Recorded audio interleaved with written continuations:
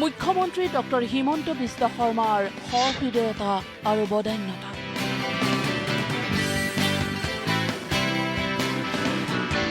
চিকিৎসাৰ বাবে অৱশেষত গুৱাহাটীলৈ অনা হ'ল মাজুলীৰ যোগনীধাৰী গাঁৱৰ পংখী দোলা কাষৰীয়াক।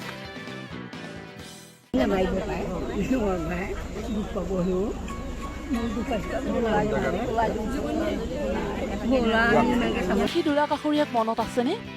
কেইদিনমানৰ পূৰ্বে মাজুলীৰ যোগনীধাৰীত বান পৰিস্থিতিৰ পৰ্যবেক্ষণ কৰিবলৈ যাওঁতেই মুখ্যমন্ত্ৰীৰ চকু পৰিছিল অসুস্থ পংখী দোলা কাষৰীয়াৰ ওপৰত।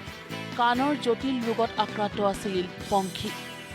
আৰু তেতিয়াই মুখ্যমন্ত্ৰীয়ে পংখীৰ জ্যেষ্ঠ ভগ্নীৰ লগত তাইৰ অসুস্থতাৰ সন্দৰ্ভত কথা পাতিছিল আৰু আশ্বাস দিছিল মুখ্যমন্ত্ৰীয়ে চিকিৎসাৰ দায়িত্ব ল'ব পংখীৰ। আমি পিছফালে এনেকৈ ৰৈ আছিলোঁ, তাৰপিছত ছাৰ ইফালে আছিলে। মানে ক'ত বানপানী চাবলৈ গৈছিলে? আমি দুইজনী ঘৰতে আছিলোঁ। তাৰপিছত ছাৰ অহাৰ পিছত আমি গ'লোঁ। তাৰপিছত যোৱাৰ পিছত আমি ছাৰৰ গাড়ীখনৰ সন্মুখতে আমি ৰৈ আছিলোঁ। তাৰপিছত ছাৰে আমাৰ সকলোকে সুধিছিলে, তাত বহুতো ল'ৰা ছোৱালী আছিল যদিও। তাৰপিছত আমাকো সুধিলে তোমালোকৰ নাম কি সুধিলে। তাৰপিছত সোধোতে তাই কাণখনত ছাৰৰ চকু পৰিলে। চকু পৰাত ছাৰে ক'লে যে এইটোতো অপাৰেশ্যন কৰিব পৰা হ'ব। তেতিয়া ছাৰে ক'লে তুমি ঘৰত গৈ ক'বাগৈ। তাৰপিছত মই ক'লোঁ ছাৰক, ছাৰ বোলো এবাৰ এইটো নিছিলে। তাৰপিছত তাই বয়স কম আছিলে বাবে অলপ ডাঙৰ হ'লে নিবলৈ ক'লে। তাৰপিছত নিবৰ মানে ঘৰৰ কিছুমান অসুবিধাৰ বাবে তেতিয়া নিব পৰা নাই। ছাৰক ক'লোঁ, ছাৰ আপুনি যদি অলপ সহায় কৰি দিয়ে তেতিয়া নিয়াত আমাৰ সুবিধা হ'ব। তেতিয়া ছাৰে মই তেনেকৈ ক'লোঁ, তাইৰ নামটো ঘৰৰ এড্ৰেছ, তাৰপিছত মামাৰ নামটো লিখি লৈ গৈছে। আৰু আজি কথামতেই কাম।